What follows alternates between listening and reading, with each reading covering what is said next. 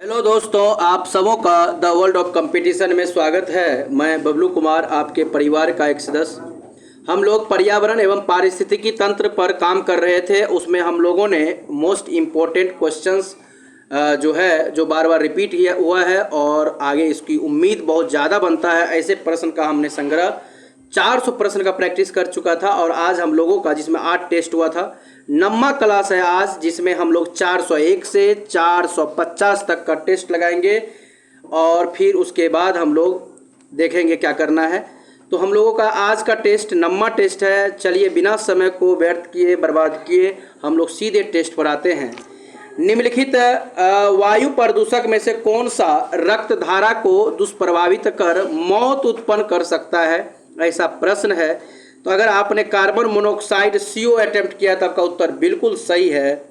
निम्नलिखित में से कौन सा वायु प्रदूषक ऑक्सीजन की अपेक्षा अधिक शीघ्रता से रक्त में हेमोग्लोबिन में घुल जाता है, तो ऐसा है कार्बन डाइऑक्साइड नहीं बल्कि carbon monoxide CO, option number C हो जाएगा। निम्नलिखित में से कौन सा जो है एक वायु प्रदूषक गैस है और जीवाश्म ईंधन के ज्वलन स्वरूप उत्पन्न होता है। बहुत अच्छा प्रश्न है। ज्वलन स्वरूप उत्पन्न होता है तो ऐसा ऑप्शन कौन सा हो जाएगा? सल्फर डाइऑक्साइड हो जाएगा, ऑप्शन डी बिल्कुल सही है। फ्लाई ऐश एक प्रदूषक दहन उत्पाद है जो प्राप्त होता है जलाने से। किस चीज़ को जलाने से? तो ये पत्थर के कोयले अर्थात कोल को जलाने से होता है। पत्थर के कोयले अर्थात कोल को जलाने से होता है, ऑप्शन ए। निम्नलिखित में से कौन सा एक वायु प्रदूषण के जैविक सूचक का कार्य करता है?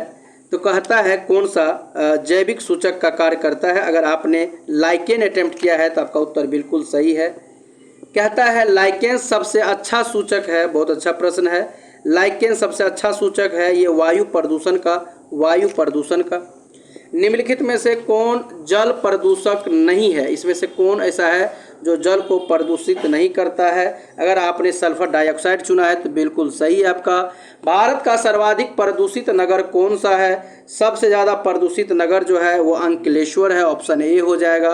अगला प्रश्न है, ग्रीन पीस इंडिया द्वारा 20 जनवरी में जारी रिपोर्ट के अनुसार भारत के 287 नगर में से निम्नलिखित में से कौन सा सर्वाधिक प्रदूषित नगर जो है घोषित हुआ है? यह है, ये प्रश्न है आपको।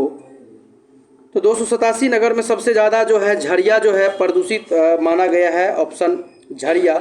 और आपको पता होना चाहिए झरिया झारखंड का क्षेत्र है, झरिया, ऑप्शन नंबर बी हो जाएगा। प्रदूषण युक्त वायुमंडल को निम्न में से किसके द्वारा स्वच्छ किया जाता है? किसके द्वारा स्वच्छ किया जाता है? बहुत अच्छा प्रश्न है। तो याद रखेंगे किसके द्वारा स्वच्छ किया जाता है, तो ये वर्षा के द्वारा स्वच्छ किया जाता है, ऑप्शन बी हो जाएगा। कहता है निम्न वायु प्रदूषण नियंत्रण हेतु सितंबर 2018 में वायु प्रणाली का शुभारंभ किस नगर में किया गया था? इसके लिए दिल्ली में किया गया था। याद रखेंगे दिल्ली में किया गया था वायु को शुद्ध करने का तरीका। कहता है कि एशियाई भूरा बादल 2002 अधिकांशतः फैला हुआ है। 2002 जो एशियाई भूरा बादल जो फैला हुआ है अधिकांशतः दक्षिण एशिया में फैला हुआ है, दक्षिण एशिया, ऑप्शन सी हो जाएगा। इंडोर वायु प्रदूषण का सर्वाधिक महत्वपूर्ण प्रदूषक है, तो सबसे महत्वपूर्ण प्रदूषक जो है वो है रेडॉन गैस हो जाएगा, डी हो जाएगा। सिगरेट के धुएं में मुख्य रूप से कौन सा प्रदूषण निकलता है? तो अगर कार्बन मोनोऑक्साइड और बेंजीन CO प्लस बेंजीन अगर आपने अटेम्प्ट किया है C, तो उत्तर सही है आपका। निम्नलिखित में से कौन एक वायु प्रदूषण की रोकथाम की एक यंत्रीय विधि नहीं है? इसमें से कौन सा एक यंत्रीय विधि नहीं है? ऑप्शन आपके सामने में है, याद रखेंगे ऑप्शन आपके सामने में है। कौन सी एक विधि रोकथाम की एक यंत्रीय विधि नहीं है? तो साइक्लोन डिवाइडर जो है एक विधि नहीं है, ऑप्शन नंबर डी हो जाएगा। राष्ट्रीय स्वच्छ वायु कार्यक्रम केंद्र सरकार द्वारा किस वर्ष में प्रारंभ किया गया है? अगर आपने इसका उत्तर ऑप्शन 2019 डी अटेम्प्ट किया है तो आपका उत्तर सही है, 2019 हो जाएगा। वाहनों में उत्सर्जित कार्बन मोनोऑक्साइड को कार्बन डाइऑक्साइड में परिवर्तित करने वाली उत्प्रेरक परिवर्तन की सिरेमिक डिस्क किससे विस्तृत होती है या अस्तरित होती है? किससे अस्तरित होती है? बहुत अच्छा प्रश्न है ये। तो अगर आपने इसका पैलेडियम अटेम्प्ट किया है, पैलेडियम, बहुत अच्छा है, ऑप्शन डी हो जाएगा, पैलेडियम हो जाएगा, ऑप्शन डी हो जाएगा। अम्ल वर्षा निम्नलिखित द्वारा वायु प्रदूषण के कारण होता है। अम्ल वर्षा जो है किसके कारण होता है? तो नाइट्रस ऑक्साइड और sulphur dioxide. Option number D हो जाएगा। ऑप्शन नंबर डी हो जाएगा। अगला प्रश्न है, अम्ल वर्षा में कौन सा अम्ल उपस्थित होता है? बहुत अच्छा प्रश्न है। अम्ल वर्षा में कौन सा अम्ल उपस्थित होता है? अम्ल वर्षा में कौन सा अम्ल उपस्थित होता है? ऑप्शन आपके सामने में है और अटेम्प्ट करें। तो अगर आपने नाइट्रिक अम्ल अटेम्प्ट किया है तो बिल्कुल सही है, नाइट्रिक अम्ल हो जाएगा। और अम्ल वर्षा होती है, अम्ल वर्षा जो है वो होती है, ऑप्शन आपके सामने है, किस घटना के कारण होती है? तो अगर आपने कारखाना से, बिल्कुल सही है आपका। किस देश में सर्वाधिक अम्लीय वर्षा होती है? किस देश में सबसे ज़्यादा अम्लीय वर्षा होती है? तो सबसे ज़्यादा अम्लीय वर्षा ऑप्शन आपके सामने में है। सबसे ज़्यादा अम्लीय वर्षा किस देश में होती है? अगर आपने नॉर्वे अटेम्प्ट किया है तो आपका उत्तर बिल्कुल सही है, बिल्कुल सही है। भूमिगत जल को दूषित करने वाला जो अजैविक प्रदूषण है वो कौन सा है? भूमिगत जल को दूषित करने वाला जो है उसका नाम है आर्सेनिक और पश्चिम बंगाल नंबर 1 पे है। आर्सेनिक हो जाएगा, सी नंबर। औद्योगिक मलबे से सर्वाधिक रासायनिक प्रदूषण होता है, बिल्कुल होता है। तो चमड़ा उद्योग है, वो चमड़ा उद्योग से होता है। निम्नलिखित में से कौन एक वायु प्रदूषण से संबंधित नहीं है? वायु प्रदूषण से संबंधित नहीं है तो ये यूट्रोफिकेशन हो जाएगा। ये यूट्रोफिकेशन वायु प्रदूषण संबंधित नहीं है। जैविक O2 की आवश्यकता एक प्रकार का प्रदूषण सूचकांक है, बिल्कुल है। तो प्रश्न ये है कि प्रदूषण सूचकांक जो है ये किस जलीय वातावरण? ऑप्शन ए हो जाएगा। किसी जल क्षेत्र में BOD बायोलॉजिकल ऑक्सीजन डिमांड की अधिकता संकेत देती है? किस बात की संकेत देती है कि जल में क्या है या क्या नहीं है? तो इसके लिए आप क्या कहेंगे? तो ये जलीय वातावरण अर्थात जो देखेंगे, जो किसी जल में BOD किस बात का संकेत देती है, इस बात का प्रश्न है। किसी भी जल में BOD किस बात का संकेत देती है? तो BOD का मतलब आप जानते हैं बायोलॉजिकल ऑक्सीजन डिमांड होता है। तो किस बात का संकेत देती है? ऑप्शन है खनिज प्राप्त कर रहा है, गैस प्राप्त कर रहा है, या सीवेज से प्रदूषित हो रहा है, क्या हो रहा है?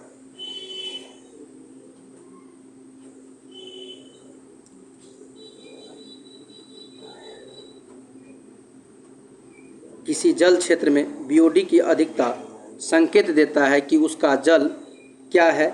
तो आपने अगर इसका उत्तर सीवेज से प्रदूषित हो रहा है अटेम्प्ट किया है, सी, तो आपका उत्तर बिल्कुल सही है।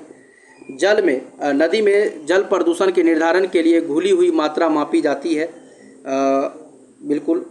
तो अगर आपने ऑक्सीजन की मात्रा मापा, ऑप्शन डी, ऑक्सीजन की मात्रा उसमें मापते हम लोग। BOD बायोलॉजिकल ऑक्सीजन डिमांड, पानी में कितना ऑक्सीजन होना चाहिए, अगर उतना है तो ठीक, नहीं है तो दूषित है। गंगा नदी में BOD सर्वाधिक मात्रा में पाया जाता है। ऑप्शन ये है कि किस इलाका में सर्वाधिक मात्रा में पाया जाता है BOD। अगर आपने कानपुर और इलाहाबाद के मध्य बताया तो बिल्कुल आपका उत्तर सही है। निम्न में से कहाँ आर्सेनिक द्वारा जल प्रदूषित सबसे ज़्यादा होती है? अगर आपने पश्चिम बंगाल चुना है तो आपका उत्तर बिल्कुल सही है। अपने प्रदूषकों के कारण निम्न में से कौन सी नदी जैविक मरुस्थल कहलाती है? जैविक मरुस्थल कहलाती है, दामोदर हो जाएगा, ऑप्शन सी हो जाएगा। नौकनी जो है संरक्षण उत्पन्न होता है, तो ऑप्शन आपके सामने में है, क्या हो जाएगा? नौकनी संरक्षण जो है उत्पन्न होता है, ये हो जाएगा फ्लोराइड प्रदूषण के कारण, ऑप्शन डी हो जाएगा। अगला प्रश्न है, निम्नलिखित में से कहाँ अंतर्राष्ट्रीय समुद्री संगठन का मुख्यालय स्थित है? अंतर्राष्ट्रीय समुद्री संगठन का मुख्यालय कहाँ स्थित है, ये प्रश्न है। अगर आपने इसका अटेम्प्ट जो है लंदन अटेम्प्ट किया तो बिल्कुल सही है, लंदन हो जाएगा। निम्नलिखित में से कौन अधिकतम ध्वनि प्रदूषण का कारण है? ऑप्शन आपके सामने है। ध्वनि प्रदूषण, अगर आपने जेट उड़ान मारा है तो बिल्कुल सही है, जेट उड़ान ऑप्शन के हिसाब से सबसे ज़्यादा जेट उड़ान हो जाएगा। किस प्रकार के प्रदूषण से बचाव के लिए ग्रीन फ्लावर का उपयोग किया जाता है? तो ग्रीन फ्लावर का जो उपयोग किया जाता है वो होता है शोर अर्थात ध्वनि से, ऑप्शन डी हो जाएगा। निम्नलिखित में से कौन समान परिस्थिति में वृक्ष के पत्तों की सरसराहट का डेसिबल स्तर प्रदर्शित करता है? बिल्कुल, पत्ता जो गिरता है तो कितना डेसिबल जो है सरसराहट प्रदर्शित करता है, ये प्रश्न है आपका। अगर आपने 20 डेसिबल मारा तो बिल्कुल आपका सही है। ध्वनि प्रदूषण को मापने हेतु निम्नलिखित में से किस इकाई का प्रारंभ किया गया? डेसिबल, बिल्कुल सही है आपका। अगला प्रश्न क्या है, ध्यान देंगे। उर्वरक के अत्यधिक उपयोग से होता है, अगर उर्वरक का अत्यधिक मात्रा में उपयोग किया जाए तो उससे क्या होगा? उससे जल प्रदूषण तो होगा, मृदा भी होता है, वायु भी होता है, उपयुक्त सभी हो जाएगा।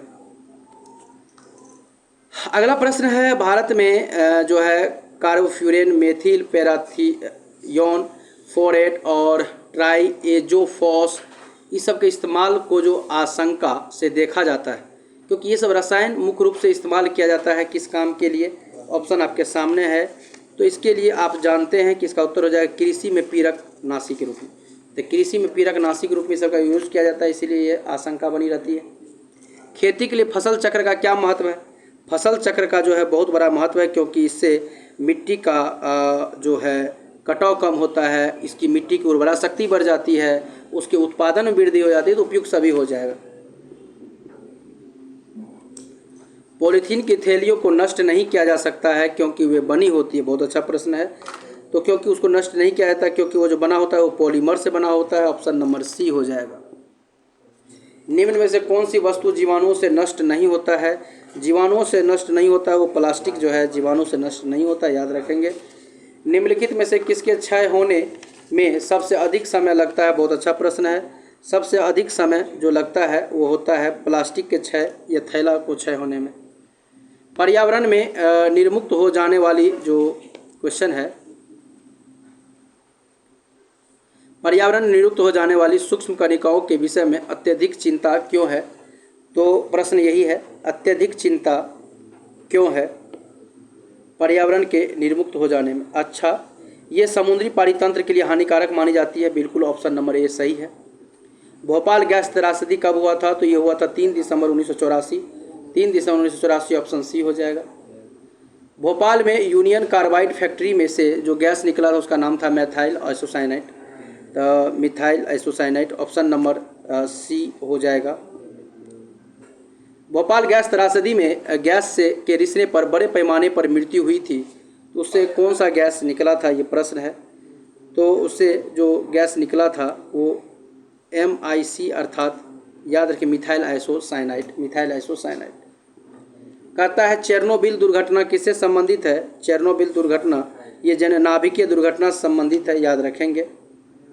नाभिकीय ऊर्जा का उपयोग प्रायः कारक है, किसका कारक है?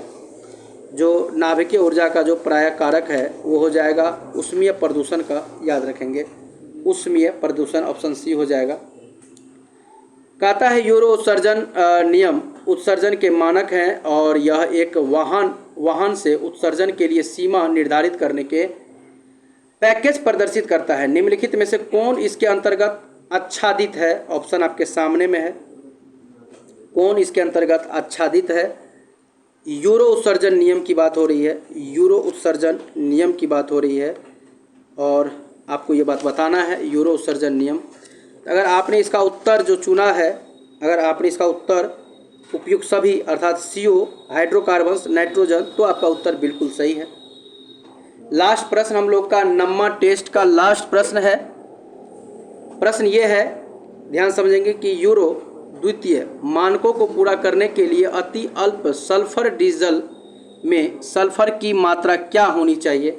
डीजल में सल्फर की मात्रा कम से कम 0.0% से या तो उससे कम इतना होना चाहिए, 0.05% या इससे कम होनी चाहिए। इस तरह से नम्मा टेस्ट हम लोग का कंप्लीट हुआ। आप अपना स्कोरिंग कमेंट बॉक्स में शेयर करें और हम लोग विराम लेते हैं। बहुत सारी शुभकामनाएं। धन्यवाद। आपका दिन शुभ हो।